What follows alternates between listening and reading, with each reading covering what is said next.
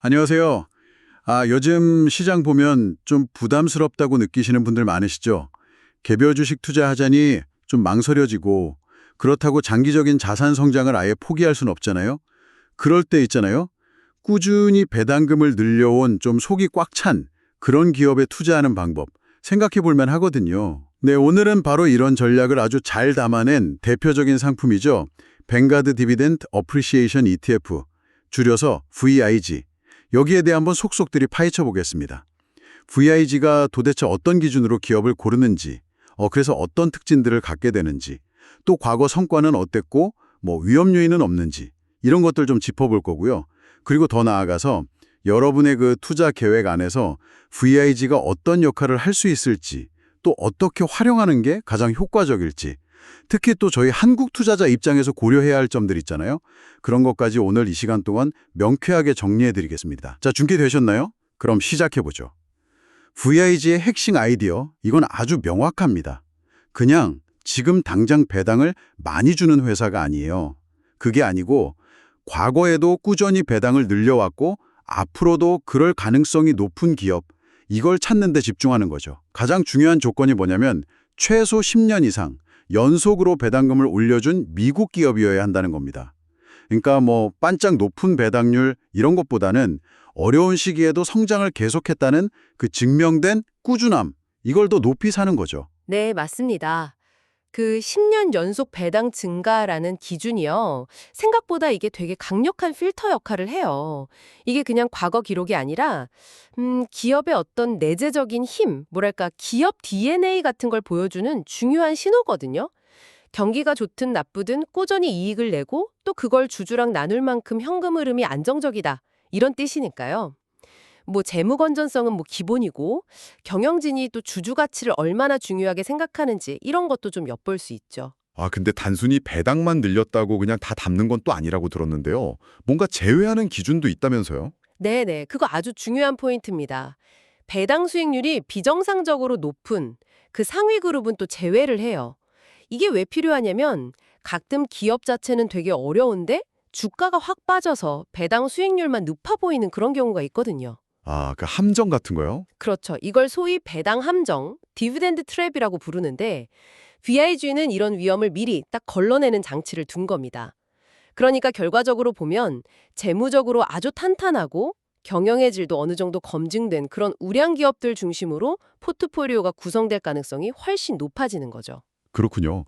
그럼 실제로 VIG가 품고 있는 기업들, 그 면면을 보면 좀 어떤 모습일까요? 방금 말씀하신 특징들이 잘 드러나나요? 네, 포트폴리오를 이렇게 들여다보면 그 특징이 더 명확해져요. 정보기술, 금융, 헬스케어, 필수 소비재, 이런 다양한 섹터에 걸쳐서 우리가 이름 들으면 알만한 대형 우량주들이 아주 많이 포함되어 있습니다. 마이크로소프트나 유나이티드 헬스, 존슨앤존슨 같은 기업들이 대표적이겠죠. 근데 이 기업들의 공통점을 한번 보면요. 배당 자체가 투자의 제일 이유는 아닐 수 있어요. 하지만 하나같이 꾸준한 현금 흐름 창출 능력, 그리고 높은 자기자본 이익률, ROE라고 하죠.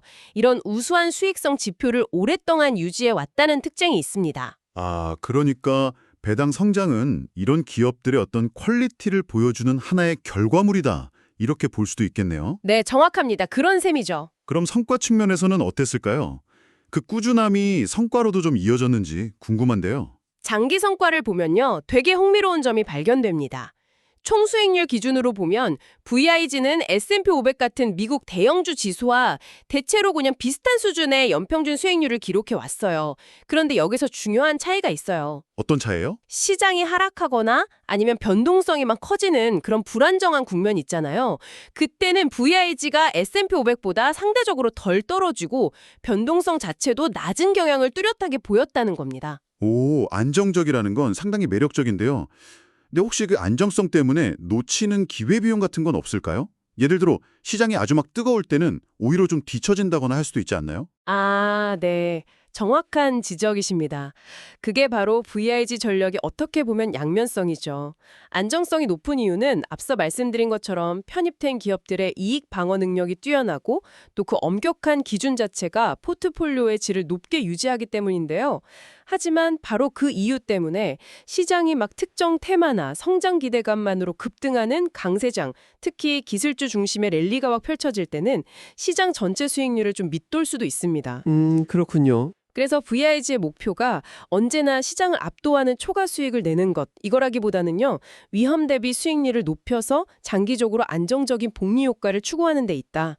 이 점을 이해하는 게 핵심입니다. 배당 이야기도 좀 더 해보면 좋겠어요. 배당 성장 ETF니까 당연히 배당금이 중요할 텐데 현재 배당률은 어느 정도 수준인가요? 네, VIG의 현재 배당 수익률 자체는 뭐 시장 평균하고 비슷하거나 약간 높은 수준일 수 있어요. 근데 여기서 숫자에 너무 집중하기보다는 그 의미를 좀 봐야 합니다. 중요한 건 현재 배당률이 몇 %냐 이게 아니라 앞으로도 배당금이 계속 늘어날 가능성이 높은 기업들을 잘 모아놨다는 점이에요. 아, 그 철학 자체가 거기에 있는 거군요. 그렇죠. 이 ETF의 철학 자체가 거기에 있으니까요.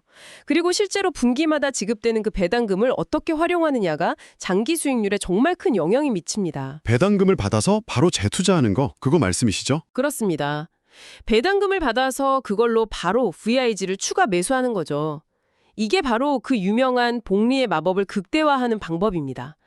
처음에는 이게 뭐 티끌모아 태산처럼 느껴질 수 있지만 10년, 20년 이렇게 시간이 흐르면 원금에서 나오는 배당금이랑 그 배당금이 재투자돼서 다시 낳는 배당금, 이게 합쳐지면서 자산이 정말 눈덩이처럼 불어나는 효과를 경험할 수 있거든요. 이야. 네, 그래서 소액이라도 꾸준히 적립식으로 투자하면서 배당금 재투자는 꼭 병행하시기를 권장합니다. 네, 투자를 할 때 VIG가 어떤 종류의 기업들에 좀 더 많이 투자하고 또 어떤 스타일을 추구하는지 이걸 아는 것도 중요할 것 같아요. 네, 맞아요. 투자 전략 세울 때 중요한 부분이죠. 배당 성장이라는 그 필더를 적용하다 보니까 자연스럽게 특정 섹터나 스타일에 대한 노출이 생기게 됩니다. 예를 들면 현금 흐름이 안정적인 필수 소비재나 헬스케어 기업들, 이런 쪽 비중이 좀 높아지는 경향이 있고요. 또 꾸준히 배당을 늘려온 일부 우량 금융주나 뭐 기술 대기업들도 포함되고요. 반대로 생각하면 좀 빠지는 쪽도 있겠네요. 그렇죠. 반대로 생각해보면 배당 이력이 아주 짧거나 아예 없는 초고성장 기술주, 혹은 뭐 신생 산업 분야 기업들, 이런 데는 편입되기가 어렵겠죠. 그리고 부동산 투자 신탁, 리츠 같은 경우도 배당은 많이 주지만 VIG의 그 편입 기준, 예를 들면 10년 연속 성장 같은 데 맞지 않으면 제외되는 경우가 많습니다. 이런 포트폴리오 구성이 투자 스타일에 미치는 영향은 뭘까요? 요즘 그 팩터 투자 이야기도 많이 하던데요. 아, 좋은 질문입니다. 이런 종목 선정 방식 때문에 VIG는 소위 팩터 투자 관점에서도 아주 뚜렷한 특징을 보여요. 팩터라는 게 이제 주식 수익률에 장기적으로 영향을 미치는 검증된 특성들을 말하는데요. VIG는 기업의 재무 건전성이나 수익성, 이걸 퀄리티나 수익성 팩터라고 부르죠. 여기에 긍정적인 노출을 보입니다. 반면에 주가 변동성이 낮은 종목 특성, 즉 저변동성 팩터하고도 관련이 깊고요. 퀄리티, 수익성, 저변동성. 네, 이런 팩터 노출이 시장 하락기에는 방어력을 높이는 요인이 되지만 아까 이야기했듯이 고성장주나 고변동성 주식이 시장을 주도할 때는 상대적으로 좀 부진할 수 있다는 의미도 같이 내포하고 있는 거죠. 그리고 VIG의 또 다른 강점, 바로 비용이라고 하던데요. 이건 어떤가요? 맞습니다.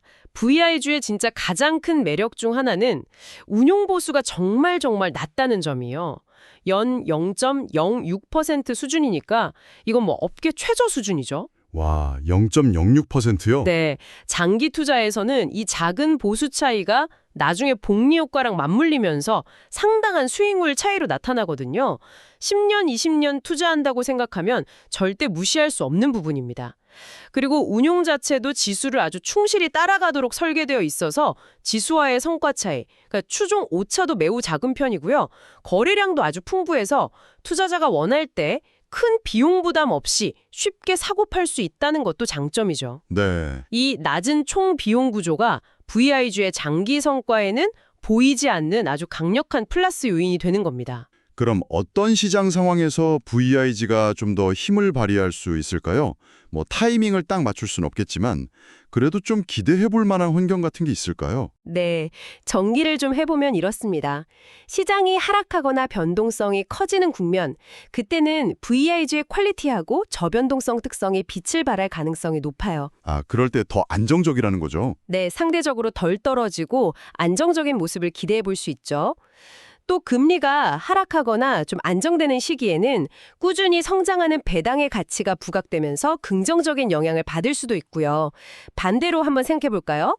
유동성이 너무 풍부해서 시장 전체가 막 강하게 오르거나 아니면 특정 테마가 시장을 뜨겁게 달구는 그런 강세장 초기 국면, 이럴 때는 시장 평균 수익률보다는 좀 낮을 수 있습니다. 다시 한번 강조하지만 VIG는 언제는 시장을 이기려는 그런 공격적인 전략이 아니에요. 위험 관리에 중점을 두면서 장기적으로 꾸준한 성과를 쌓아가는 전략이다. 이 점을 기억하는 게 중요합니다. 다른 유사한 ETF들하고 비교하면 VIG만의 차별점은 뭘까요? 예를 들어서 단순히 배당만 주는 고배당 ETF나 아니면 S&P 500 같은 시장 지수 ETF하고는 어떻게 다른가요? 네, 좋은 비교 대상들이죠. 먼저 고배당 ETF는요, 당장의 배당 수익률은 VIG보다 높을 수 있어요. 하지만 편입된 기업의 배당 지속성이나 성장성까지 보장하지는 않거든요. 때로는 성장이 좀 정체된 기업들이 포함될 수도 있고, 또 금리가 오르는 시기에는 좀 취약할 수도 있고요. 반면에 S&P 500 같은 시장 지수 ETF는 미국 시장 전체에 가장 폭넓게 분산 투자하고 비용도 매우 낮다는 그런 강력한 장점이 있죠. 하지만 VIG처럼 특별히 배당 성장이나 퀄리티에 초점을 맞춘 전략은 아닙니다. 시장 전체의 베타를 그냥 따라가는 것에 가깝죠. 그럼 퀄리티 팩터 ETF랑은 또 다른가요? 네, 재무 건전성 같은 걸 기준으로 종목을 고르는 퀄리티 팩터 ETF도 있는데요. 이들은 배당 정책의 꾸준함까지는 VIG만큼 중요하게 보지는 않는다는 그런 차이가 있습니다. 그렇다면 VIG의 진짜 매력은 배당 성장이라는 기준으로 퀄리티를 간접적으로 찾아내면서도 비용은 아주 낮게 유지한다. 이 점이 있다고 볼 수 있겠네요. 정확합니다. 10년 이상 배당 증가라는 어떻게 보면 이해하기 쉽고 직관적인 규칙 하나로 기업의 질적인 우수성하고 경영 안정성을 효과적으로 포착하면서도 패시브 ETF의 정점인 낮은 비용을 그대로 유지한다는 것. 이게 VIG의 핵심 경쟁력이라고 할 수 있죠. 그럼 실제 투자 포트폴리오에서는 VIG를 어떻게 활용해 볼 수 있을까요? 좀 구체적인 방법이 있을까요? 여러 전략이 가능합니다. 예를 들어서 S&P 500 ETF 같은 시장 대표 지수 상품을 포트폴리오의 중심, 즉 코어로 삼고요. VIG를 비싼 비중으로 함께 가져가면서 가령 5대5나 6대4 비율로 시장 전체의 성장은 따라가되 변동성은 좀 낮추는 그런 전략을 생각해 볼 수 있습니다. 아, 코어 전략이군요. 네. 또는 전체 주식 포트폴리오의 일부, 한 20에서 40% 정도, 이 정도를 VIG에 할당해서 핵심 투자를 보완하는 위성, 새틀라이트 전략으로 활용할 수도 있습니다.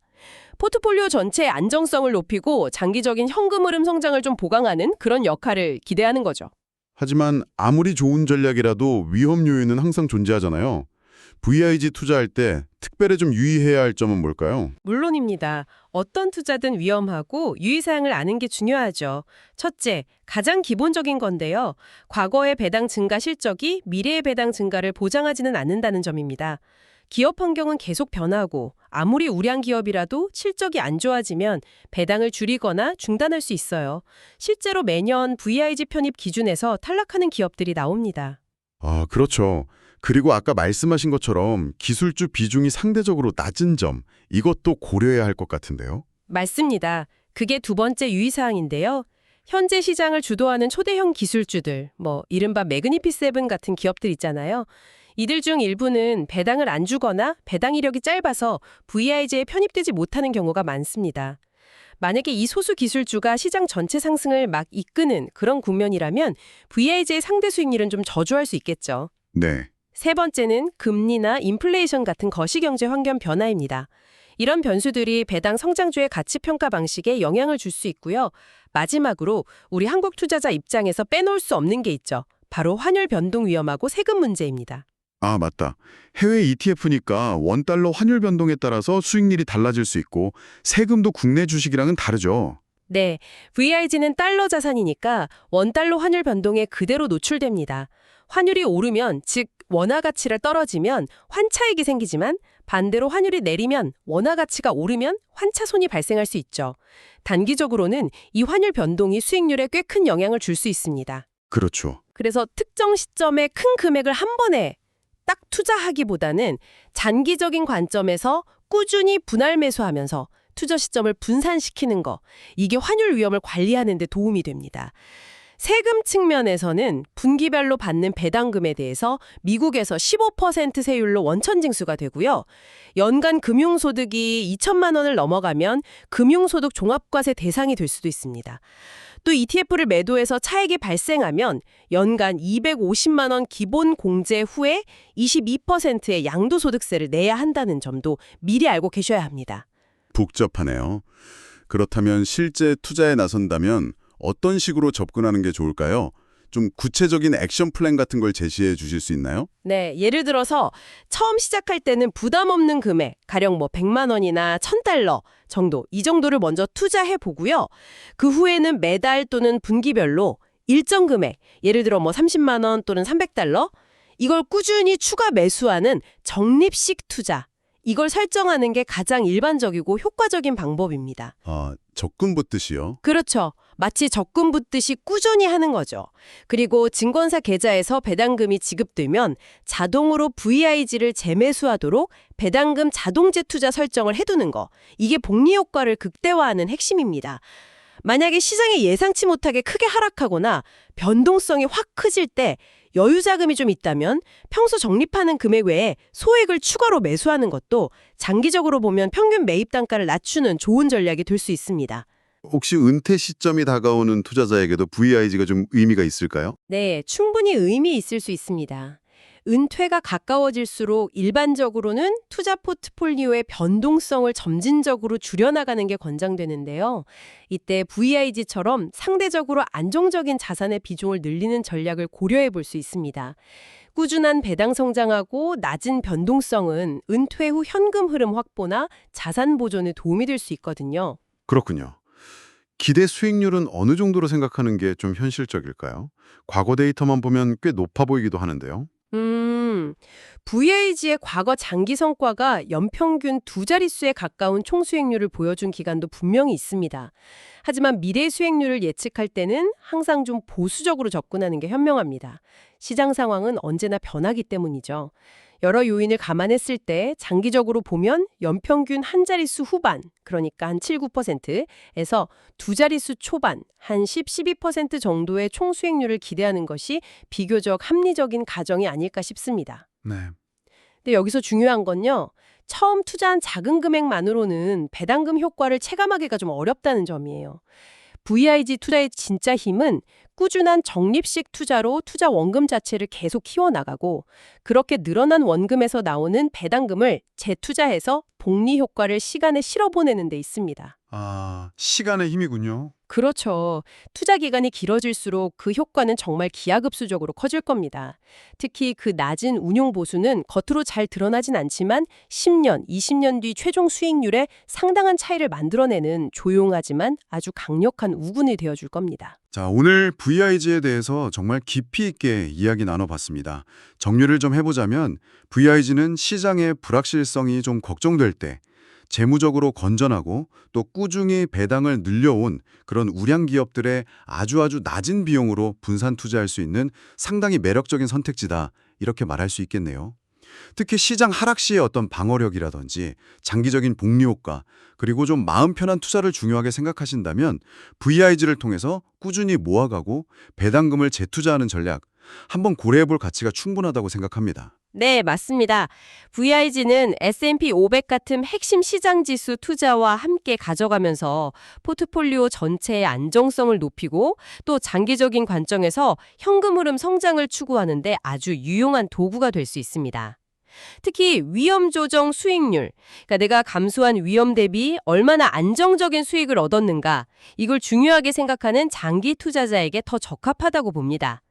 단기적인 시장 등락에 막 흔들리기보다는 이 전략이 가진 그 꾸준함의 힘을 믿고 좀 긴 호흡으로 투자하는 것, 이게 VIG를 통해 성공적인 투자 경험을 쌓는 열쇠가 될 거라고 생각합니다. 네, 오늘 좋은 말씀 감사합니다. 마지막으로 이런 질문을 던지면서 마무리하고 싶습니다. 단순히 배당을 많이 주는 것, 이거하고 기업이 우리는 앞으로도 꾸준히 배당을 늘려가겠습니다 라는 약속을 하고 실제로 수년간 그 약속을 지켜나간다는 것, 이 둘 사이에는 어떤 차이가 있을까요? 후자는 그 기업의 미래에 대한 자신감과 장기적인 사업 전략에 대해 우리에게 무엇을 말해주고 있는 걸까요? 이 질문을 한번 곱씹어 보시면 오늘 저희 이야기가 더 의미 있게 다가오지 않을까 싶습니다.